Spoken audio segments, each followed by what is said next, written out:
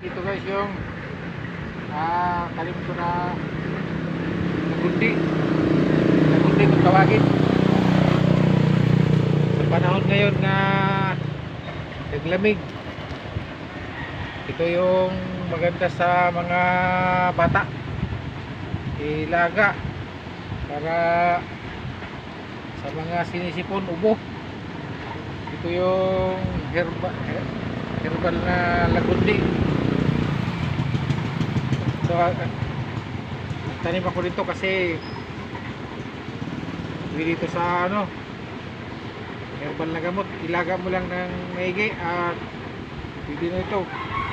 Doon sa mga malapit lang pwede natin to bigay kasi maliban dito mayroon pa ko doon sa kabila ang tanim nito, kaya bigay natin yung iba.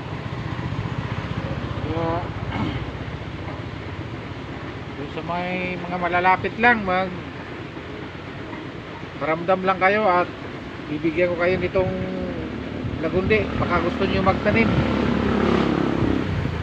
Mas maganda yung mayroon tanim tayo nito kasi sa mga makakatipid-tipid na tayo doon sa mga sinisipon, ubo. Yan, mainam daw itong lagundi, kaya maganda na magtarim tayo nito. So